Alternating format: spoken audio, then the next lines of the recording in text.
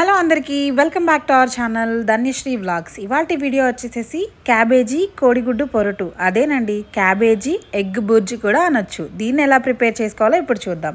ముందుగా స్టవ్ వెలిగించి కడాయి పెట్టేసుకొని కడాయిలో 3 టేబుల్ స్పూన్ ఆయిల్ వేసేసి కొంచెం ఆవాలు జీలకర్ర వేసేసి సన్నగా చాప్ చేసుకున్న ఆనియన్స్, కొంచెం కరివేపాకు, పచ్చిమిర్చిని కూడా వేసేసి బాగా కలపండి.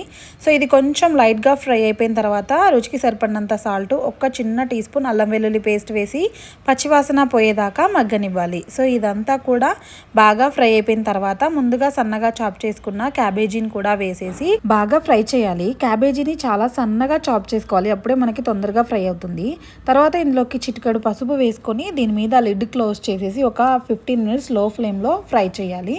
సో క్యాబేజీ మనకి ఆనియన్ బాగా మెత్తపడిపోయి ఉంటుంది చూడండి.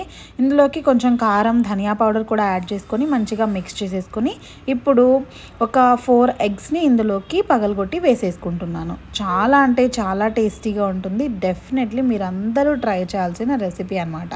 సో 4 ఎగ్స్ని వేసేసి మొత్తం కలిపేసేసుకోవాలన్నమాట మొత్తం కూడాను.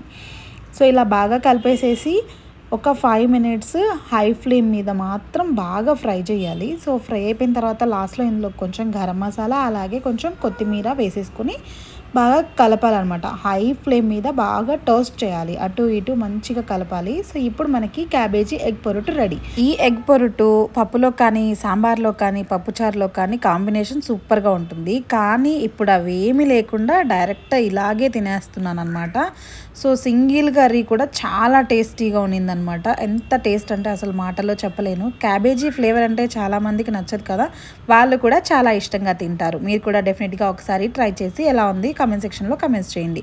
ఇదండి ఇవాళ వీడియో. మీ అందరికీ నచ్చింది అనుకుంటున్నాను. నచ్చితే మాత్రం డెఫినెట్లీ ఒక చిన్న లైక్ చేసి ఛానల్ని సబ్స్క్రైబ్ చేసుకోండి. Thank you for watching.